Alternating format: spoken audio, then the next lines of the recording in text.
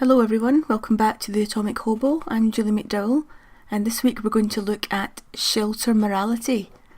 This was a big debate in America in the early 60s about how you could defend your little fallout shelter and defend your family against any desperate, panicked neighbours with no shelter of their own who were begging to be allowed in.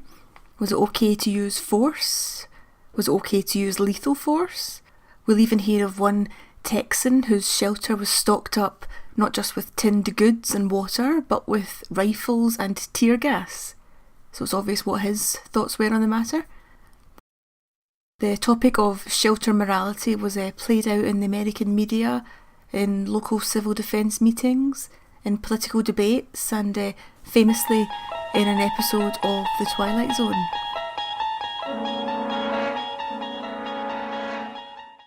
During the Cold War, there were no public fallout shelters in Britain, mainly because there was no money, but also because there were very few supplies left with which to build masses of shelters for the public.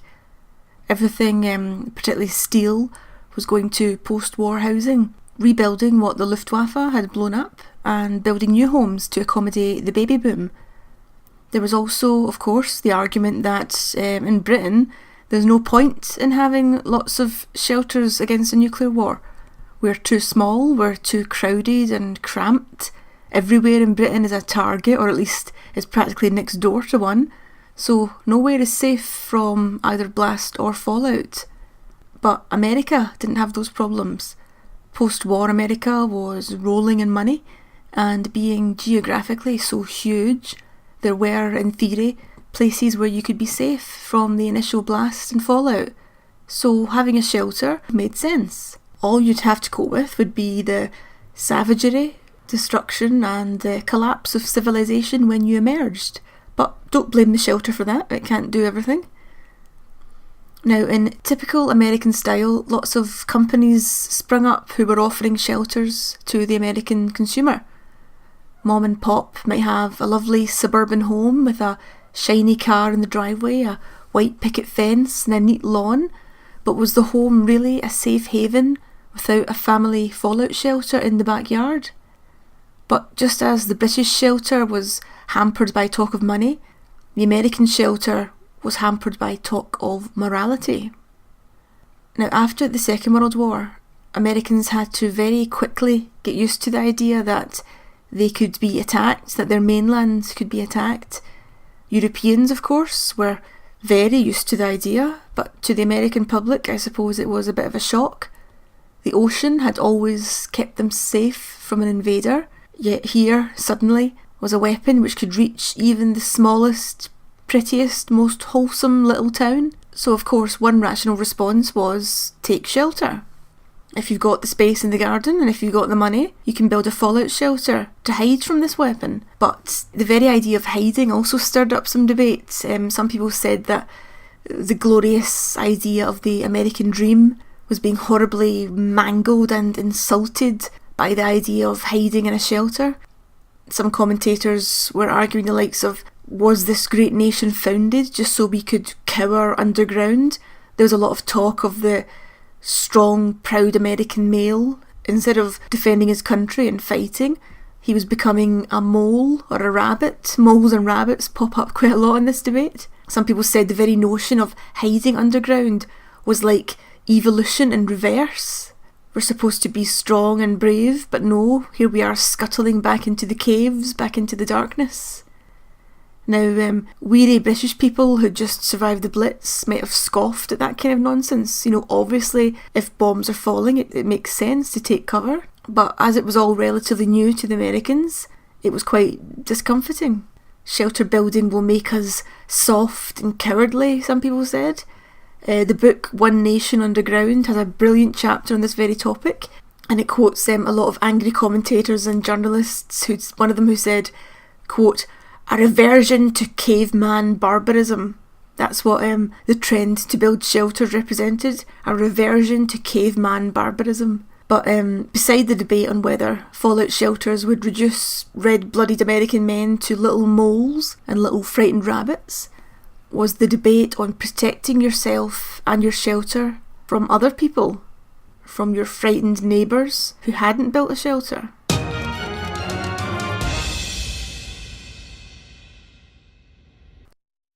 So American fallout shelters, they were all individual enterprises. In Britain, we know that people would huddle together in public shelters, either in the streets where there'd be hardened concrete structures built for them, or down in the underground stations, for example, of the tube. But fallout shelters, the ones which provoked these debates, were private things.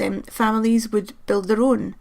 Kennedy had introduced public shelters in cities, and there was some government funding for them, but they were really just basements under office blocks, somewhere for the workers to run if the city was hit, for example. But families in the suburbs, the ones who arguably had a chance of survival because they wouldn't be in a target city, they were encouraged to buy and build their own shelters. But if you've built your own, if you've built it with your own hands, with your own hard-earned money, and you've got space only for Mom, Pop, Junior and little Sally, then what do you do when your frantic neighbours come pounding on the door begging for entry?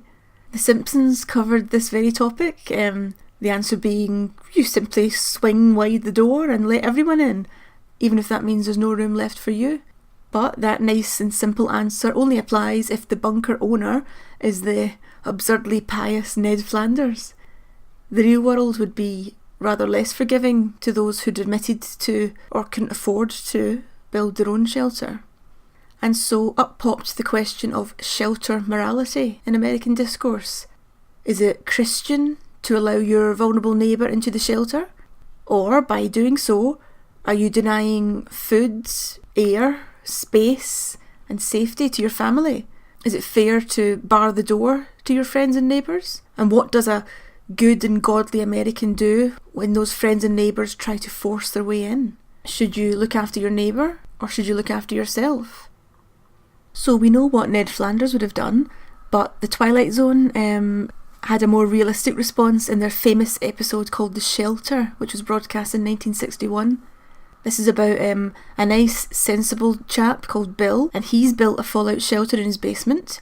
His neighbours, though, haven't bothered. They were all too cheery and optimistic, and they just didn't get round to it. And of course, they're all gathered at Bill's house one evening, having a birthday party, celebrating how great Bill is, when an alert comes over the radio that missiles are incoming. And in that moment, Bill, of course, and his family retreat to the shelter, and the nice, decent folk who were gathered round Bill's dinner table start to get panicky, start to scream and fight and demand access to Bill's shelter. Can I bring Martha and the kids over here? Over here? Well, we're sitting ducks over there. Sitting ducks, we don't have any protection at all. Oh, Jerry, you can use our basement. Your basement? What about your shelter? We've got to get into a shelter. It's the only place we can survive. I don't have any room, Jerry. There's not near enough room or supplies or anything. It's designed for 3 people. Well, we'll bring our own food. We'll bring our own water. We'll sleep standing up if necessary. Please, Bill, you've got to help me. I've got to keep my family alive. We won't use any of your stuff. What about air? That's a 10-by-10 room, Jerry, with an air filter designed to supply 3 people. Will you bring your own air? Well, just give us a chance. No. 48 hours, Bill, then we'll get out. When that door gets closed and locked, it stays closed and locked, Jerry. There'll be radiation and heaven knows what else. Oh, I'm sorry, Jerry. As God is my witness, I am sorry. But I built that for my family. Well, what about mine? What do we do? Just rock on the front porch and have fun to a Chris? That's no concern of mine. Right now, at this given moment, it's my family I have to worry about. Do you think I'm going to stand by and watch my wife and children die in agony? I'm not going to do it. You understand, Bill? I'm not going to do it. Now, arguably, Bill's big mistake was letting his neighbours know that he had a shelter. Some people in America did build them, but tried to do it very secretly. I don't know how you would keep that quiet. Building a shelter at the foot of your garden.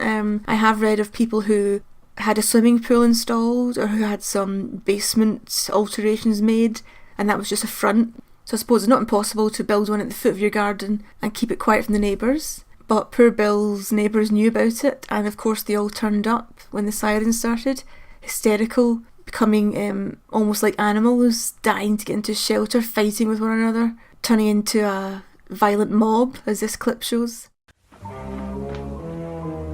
And he slammed the door right in my face. Well, go back. I can't. Jerry, ask him again. Let's go. Jerry, ask him again. Ask him again. Please, I don't want to be here. Safe. Please, That's the only let's place. go home again. There's no Please. time. It'll land any minute. I just know it'll land any minute. He won't let anybody in. Oh, what'll we do? I'll tell you what we ought to do. We ought to find one basement and go to work on that. Pool all of our stuff, food, water, everything. I tell you, it just isn't fair. He's down there in a bomb shelter, perfectly safe, while I kids have to sit around and wait for a bomb to drop. Why don't we just go down to his basement and break down the door? Frank, wait a minute, Frank! So some people kept their shelters at the bottom of the garden secret because of the fear that it might be invaded by terrified neighbours. But there was also the fear of refugees from the city who would come and swamp small towns and villages as evacuees. And so we had the question of morality. You know, do we help refugees? Do we help our neighbours? If we do, does that mean that we die? Now, some people were very clear on the topic. There was absolutely no question of morality for them. It was simply very black and white. The book One Nation Underground, which I mentioned earlier, quotes a man who lived in the Chicago suburbs, and he seemed very clear on what to do and very ready to repel any invaders. He said, "When I get my shelter finished, I'm going to mount a machine gun at the hatch to keep the neighbours out if the bomb falls. I'm deadly serious about this. If the stupid American public will not do what they have to save themselves, I'm not going to run the risk of not being able to use the shelter I've taken the trouble to provide to save my own family." And there was a man from Austin, Texas, quoted in the same chapter, who seems to have the same philosophy. He boasted of all the guns and tear gas that he had down in his shelter, and he gestured to his shelter's thick wooden door and said, "This isn't to keep radiation out, it's to keep people out." And in the same vein, a local town meeting was held in Hartford, Connecticut to discuss this matter, and it produced some, I suppose, admirable honesty from one resident, known here as John. He owned a shelter, and his neighbour and good friend asked him at the meeting what he'd do if she and her baby begged to be let in. "It would be too bad," he said. "You should have built a shelter of your own. I've got to look out for my own family." "But what if we had built one," she said, "but the blast had blocked the entrance with rubble? What then? Would you let us in?" "No," he said. "Suppose I wouldn't go away and kept trying to get in. Would you shoot us?" John said that if the only way he could keep his friend out would be by shooting her and her baby, he would have to do it. So with all this talk of shelter morality, what did the church have to say? An article in Time magazine from 1961 produced a very clear-sighted response from a reverend in Atlanta who said, quote, "If someone wanted to use the shelter, then you yourself should get out and let him use it. That's not what would happen, but that's the strict Christian application." But a priest called Father McHugh responded to that in an article called Ethics at the Shelter Doorway. This wasn't in Time, it was in a Jesuit magazine. I'm not sure if their circulation can compare with Time, but he had a very strong opinion on this matter. He said it was ridiculous to say you must love your neighbour even more than yourself and your own family, and that in this interpretation, Christian teaching would run directly against the natural human instinct for survival. He argued it was the height of nonsense to say a man should thrust his family into the rain of fallout when unsheltered neighbours plead for entrance. I have to say I agree with Father McHugh for two reasons. One is, as he said, the very human instinct for survival. I've built this shelter, I've paid for this shelter, it's for me and my family. But also there's a practical attitude to it. Why should one family turn themselves out into the fallout just so another family can have it? You still end up with one dead family. I also agree with Father McHugh in that it's not very Christian of the invading neighbours to see the original owners left to die just so they can be safe. So why should you give up your shelter to a bunch of selfish, unchristian people? But of course this was 1960s America, and so lots of people, most people in the religious establishment attacked Father McHugh. They were all in favour of handing over your shelter to others, being very meek. And many of them asked, what kind of society will we emerge to if the only survivors are the type of cruel, cold, unchristian folk who deny shelter to their neighbour? So the debate seems to be love thy neighbour, Love them even more than you love yourself, even though that goes against human nature. Turn your family out into the fallout just so you can save next door's family. Doesn't make sense to me, but then I'm not a religious person. But nonetheless, maybe I'm cynical. I can't help thinking these nice, decent Christian teachings would just be swamped by the human instinct for survival. People, surely, would want to look after themselves and their family. That seems very obvious to me. But nonetheless, the religious establishment in America at least were saying, be meek, be Ned Flanders, love thy neighbour more than you love yourself, and step outside, please. Let your neighbours have your shelter. Now, of course, even though I'm quoting Ned Flanders in The Simpsons, I'm not making light of it. I know that this is a horrible topic, especially if, as I imagine it was in 1950s, 1960s suburbs in America, people were, or at least the popular image of it, is that friends and neighbours looked out for one another.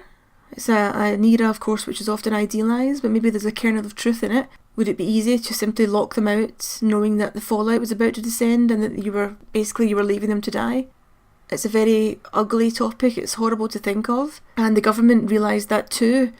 In fact, the book One Nation Underground argues that the debate became so fierce and so nasty and so uncomfortable, it actually shifted the policy of the government.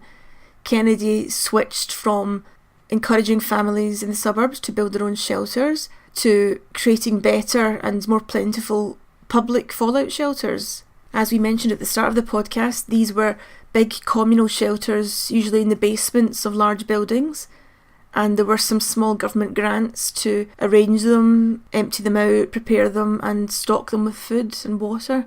But that didn't solve the morality question. Even if you turn away from the idea of one family looking out for itself in its own private shelter, even if you switch that to the whole town being lovely and helpful and decent, looking after one another, even if the whole town can huddle in the local public fallout shelter, what does the town do when refugees from the city arrive?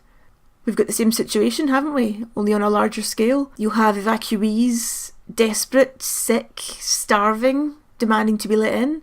You still have the question of access. You've still got the issue of, will we share our space with outsiders? But in this case, the outsiders are numbered in the hundreds or thousands, and they've probably fled a devastated city, so they'll probably be highly contaminated, filthy, unwashed, hysterical. Are you going to swing the door open and let hundreds of them in? Again, unlikely, but the debate wasn't quite so spiky when it moved away from the idea of one family looking after themselves, with one father at the doorway of the bunker with a gun. The debate softened slightly when it turned into the idea of the town looking after themselves. For some reason, one town defending themselves against panicked refugees wasn't quite so controversial or so uncomfortable, even though the same principle underlies it, surely. In Bakersfield, California, the chief of police was very alive to this subject. He said the greatest danger to his citizens was not the bomb, but the refugee from Los Angeles. They must not come here, he said. They must be stopped south of town and shown a route to some kind of refuge on the desert. Now, who's going to build that refuge? Who's going to stop them flooding into Bakersfield? Local police officers, he said. We have plenty of them, and they're expendable. Finishing up now, I just want to thank you again for listening, and if you want a reading list for this week's episode, I'll put a link on my Twitter account. You can find me there at Julie A. McDowell. But if you don't have Twitter, I will put it on a blog I've got, which is also called The Atomic Hobo. You can find it easily just by googling Atomic Hobo blog. And we'll close this episode with the ending to that famous Twilight Zone. Fans of the series will know that Rod Serling, the creator, always stepped in at the end of each episode to deliver a little lesson on what we've just seen. So here's Rod Serling with the conclusion to The Shelter. No moral, no message, no prophetic tract. Just a simple statement of fact. For civilization to survive, the human race has to remain civilized. Tonight's very small exercise in logic from the Twilight Zone.